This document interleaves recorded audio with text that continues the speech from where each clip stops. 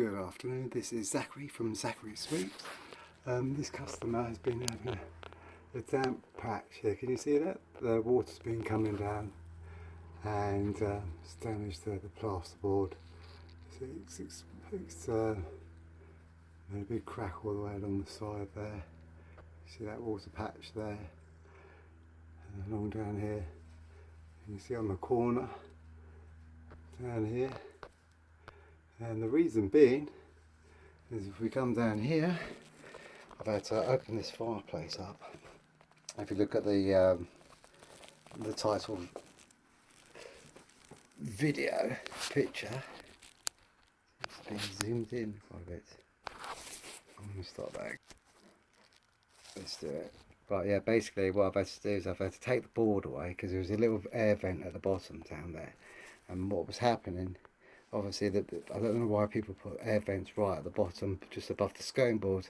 I know it's not attractive to have them higher, but the problem is when you get the loose lining of the chimney, or in this case, they've had someone's put a cover over the top and left the bird's nest in the chimney.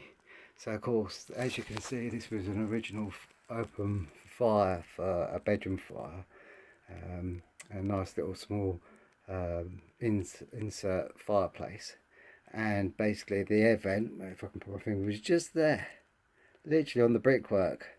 So it wasn't making, there was no ventilation or anything, and the customer took the vent off to see why there was a serious damp issue up on the corner there. I couldn't understand. So there was loads of twigs there, so he managed to get his finger just into that corner bit there, and he was pulling out the twigs. And basically, of course, he wasn't doing anything. So I've had to come out.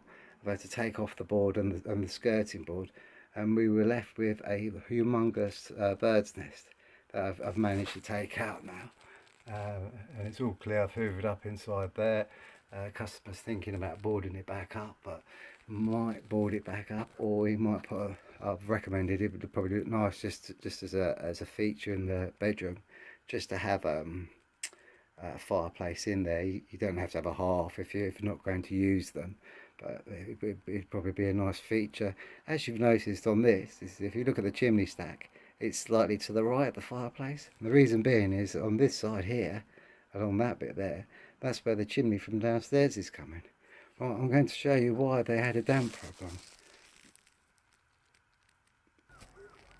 As you can see, that's how much bird's nest was in the chimney.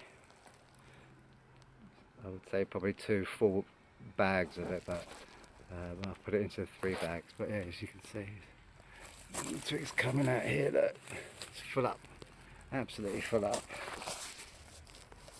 And when you look up in the chimney, I'm going to zoom in now. You can see on the right hand side, that is the bird guard for the fireplace downstairs, which is fine. It's got a rainwater cover top on it, and it's ideal for an open fire, which is what they've got in their lounge. The one on the left with the netting, that was for the bedroom flue, which is absolutely not acceptable at all. These sort of nettings, they can be like looking like all sorts of different shapes and sizes, will not do anything for your chimney. If it is blocks at the other end or anything, it will allow rain to come in there. That's what it will do. It will allow the rain to come down, and if you've got a bird's nest in there and it's sealed at the bottom like this one was, as I said, if you look at the picture of the beginning of the video, you'll see it was all boarded up with a tiny little vent on. So what's happened is they've obviously had a damp issue with this chimney, and then someone's come along and thought, oh, I don't know, I'll stop the birds nesting in there, and they've just put the bird netting on top of it, which is great. It'll stop the birds coming back and carrying on nesting, but it won't stop the rainwater coming down. And of course, as you saw on the chimney when I pointed out, it's offset, so it comes down, then it comes across a little bit at an angle. And the reason why it comes at an angle, so the rainwater doesn't come all the way down. Otherwise they would have had water at the bottom of the fireplace instead of at the top of the corner where the ceiling touches the chimney stack and the wall. And that is the reason. So if you've got netting on top of your chimney pot and it's sealed at the bottom, you're going to get damp.